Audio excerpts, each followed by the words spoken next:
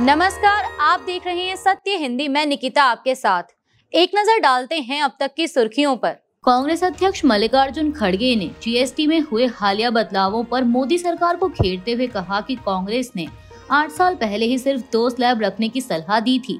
खड़गे ने रविवार को पत्रकारों से कहा कि अगर सरकार गरीबों के हित में काम करती है तो कांग्रेस हमेशा समर्थन करेगी, लेकिन भाजपा ने गरीबों के नाम पर केवल वोट बटोरे हैं।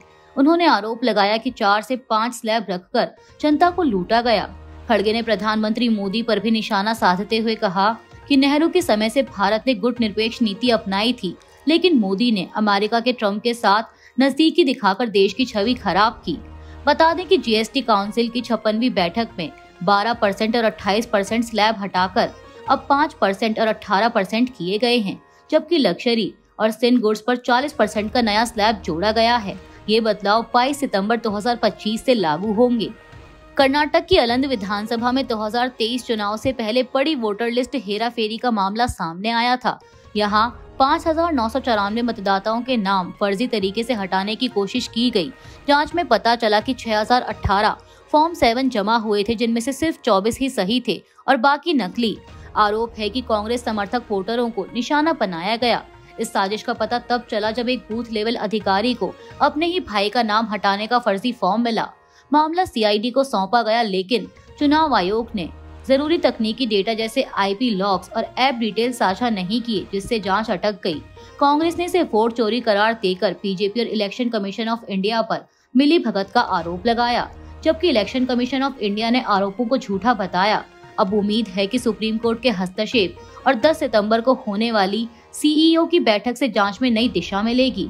बता दें कि इलेक्शन कमीशन ऑफ इंडिया 10 सितंबर को सीईओ कॉन्फ्रेंस बुला रहा है, जहां देश भर में एसआईआर की तैयारी पर चर्चा होगी। बीएसपी प्रमुख मायावती ने रविवार 7 सितंबर को लखनऊ में पार्टी नेताओं और कार्यकर्ताओं के साथ बैठक की। इस दौरान उन्होंने पार्टी संगठन को बूथ स्तर तक मजबूत करने की समीक्षा की। मायावती ने अमेरिका द्वारा लगाए गए 50% ट्रम्प के टैरिफ पर चिंता जताई और कहा कि मोदी सरकार को इससे बचने के लिए ठोस सुधारवादी नीतियां अपनानी होंगी, वरना गरीबी, महंगाई, बेरोजगारी और पलायन जैसी समस्याएं और गंभीर हो सकती हैं। उन्होंने धार्मिक स्थलों और संतों का निरादर कर सामाजिक माहौल बिगाड़ने की घटनाओं पर भी गहरी चिंता जताई और सरकारों से कड़ा कानूनी रवैया अपनाने की अपील की। साथ ही मायावती ने 9 अक्टूबर को कांशीराम की पुण्यतिथि पर लखनऊ में होने वाले राज्यव्यापी कार्यक्रम को ऐतिहासिक रूप से सफल बनाने का आह्वान किया और कहा कि वे खुद इसमें शामिल होकर भविष्य की राजनीतिक चुनौतियों पर चर्चा करेंगी। जापान के प्रधानमंत्री शिगेरू इशिबा ने रविवार को इस्तीफा दे दिया। यह फैसला उन्होंने जुलाई में हुए संसदीय चुनावों में अपनी पार्टी की ऐतिहासिक हार के बाद लिया। उनकी पार्टी लिबरल डेमोक्रेटिक पार्टी के भीतर से लगातार दबाव बढ़ रहा था कि वे हार की जिम्मेदारी लें। इशिबा ने अक्टूबर में ही प्रधानमंत्री का पद संभाला था, लेकिन 1 महीने से अधिक समय तक उन्होंने इस्तीफे की मांगों को यह कहकर नजरअंदाज किया कि इससे देश में राजनीतिक अस्थिरता बढ़ेगी। हालांकि पार्टी के भीतर दक्षिणपंथी धड़े का दबाव लगातार बढ़ता गया। एपी की रिपोर्ट के अनुसार उनका इस्तीफा एलडीपी द्वारा नए नेतृत्व चुनाव कराने के फैसले से ठीक 1 दिन पहले आया है। अगर चुनाव की प्रक्रिया आगे बढ़ती तो यह इशिबा के खिलाफ एक तरह का अविश्वास प्रस्ताव माना जाता। मुंबई में बम धमाकों की झूठी धमकियों का सिलसिला जारी है। 6 सितंबर की रात नायर अस्पताल और सहार एयरपोर्ट को बम से उड़ाने की धमकी भरे ईमेल मिले, जिससे हड़कंप मच गया। नायर अस्पताल के डीन को रात करीब 11 बजे मेल मिला और तुरंत सुरक्षा बढ़ा दी गई। अस्पताल में तलाशी ली गई, लेकिन कोई संदिग्ध वस्तु नहीं मिली। इसी तरह एयरपोर्ट पर भी मेल में शौचालय में बम होने का दावा किया गया था। पुलिस और बम स्क्वाड ने जांच की, लेकिन धमकी झूठी निकली। फिर भी सतर्कता बढ़ा दी गई है। मुंबई पुलिस ने मामला साइबर सेल को सौंप दिया है और ईमेल भेजने वाले की तलाश जारी है। लगातार मिल रही इन झूठी धमकियों से जनजीवन में दहशत का माहौल बन रहा है, लेकिन सुरक्षा एजेंसियां हर मामले को गंभीरता से ले रही हैं। भारत समेत दुनिया के कई हिस्सों में रविवार की रात को चंद्र ग्रहण देखा जा सकेगा। अंतरिक्ष वैज्ञानिक डॉक्टर सुवेंदु पटनायक ने बताया कि यह चंद्र ग्रहण रात 9:37 पर शुरू होगा और करीब 1 घंटे तक चलेगा। रात 11 बजे चंद्रमा पूरी तरह से ढक जाएगा और लाल रंग का दिखाई देगा। यह स्थिति 12:22 तक बनी रहेगी। उन्होंने कहा कि यह ग्रहण पूरे भारत में बिना किसी उपकरण के देखा जा सकता है, बस आसमान साफ होना चाहिए। पटनायक ने बताया कि अगला चंद्र ग्रहण 3 मार्च 2026 को पड़ेगा। वहीं नेहरू तारामंडल के वरिष्ठ इंजीनियर ओपी गुप्ता ने कहा कि ग्रहण के दौरान डरने की कोई जरूरत नहीं है। उन्होंने स्पष्ट किया कि खाने पीने से जुड़ी भ्रांतियां जो हैं वे गलत है और लोग ग्रहण के दौरान सामान्य रूप से खाना खा सकते हैं। भारत और अमेरिका के मध्य टैरिफ विवाद के बीच राजनीतिक सलाहकार और लॉबिस्ट जेसन मिलर वाशिंगटन में राष्ट्रपति डोनाल्ड ट्रंप और अन्य अधिकारियों से मिले। मिलर SHW पार्टनर्स LLC के प्रमुख हैं, जिसे भारत सरकार ने कुछ महीने पहले ट्रंप प्रशासन तक अपनी पहुंच बढ़ाने के लिए नियुक्त किया था। इस फर्म को भारत सरकार $1.8 मिलियन के 1 साल के अनुबंध के तहत $1,50,000 मासिक देती है। मिलर ने अपनी यात्रा का जिक्र करते हुए एक्स पर लिखा कि वाशिंगटन में उनका सप्ताह शानदार रहा और उन्हें राष्ट्रपति को कार्य करते हुए देखने का अवसर मिला। इस दौरान बैठक का कोई आधिकारिक एजेंडा जारी नहीं किया गया, लेकिन टैरिफ और द्विपक्षीय आर्थिक रणनीतियों पर चर्चा होने की उम्मीद है। जेसन मिलर ट्रंप के लंबे समय से करीबी हैं और 2016 में उनके मुख्य मीडिया प्रवक्ता रहे। उन्होंने 2020 में SHW पार्टनर्स LLC के माध्यम से लॉबिस्ट के रूप में पंजीकरण कराया। अमेरिकी दक्षिणपंथी कार्यकर्ता लॉरा लमूर ने दावा किया है कि अमेरिकी राष्ट्रपति डोनाल्ड ट्रंप अमेरिकी कंपनियों को भारतीय IT कंपनियों को आउटसोर्सिंग करने से रोकने पर विचार कर रहे हैं। एक्स पर उन्होंने लिखा कि इससे अमेरिकियों को कॉल सेंटर सेवाओं के लिए अंग्रेजी बोलने की परेशानी नहीं होगी। लूमर ने इसे लेकर उत्साह भी जताया। इस मुद्दे पर ट्रंप के व्यापार सलाहकार पीटर नवारो ने कथित रूप से सहमति व्यक्त की है, लेकिन स्पष्ट नहीं है कि भारतीय IT कंपनियों जैसे TCS, इन्फोसिस और विप्रो पर पूर्ण प्रतिबंध लगेगा या सिर्फ विदेशी सेवाओं पर टैरिफ लगाए जाएंगे। यह विवाद भारतीय कॉल सेंटरों और भाषा संबंधी धारणाओं को भी उजागर करता है। प्यू रिसर्च के अनुसार लगभग 84% भारतीय अंग्रेजी बोल सकते हैं, जबकि अमेरिका में 78% लोग केवल अंग्रेजी बोलते हैं। यह बहस भारत और अमेरिका के व्यापार तनाव और टैरिफ सेवाओं और पसार पहुंच के मुद्दों को और बढ़ा सकती है।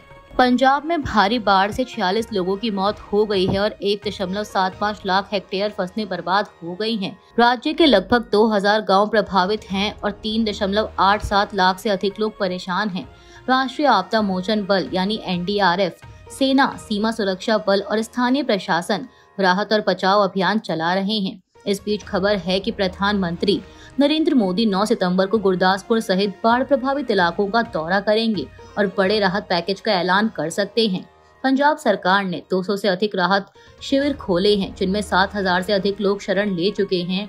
ब्यास, सतलुज, रावी और घग्गर नदियों का जलस्तर खतरे के निशान से ऊपर है।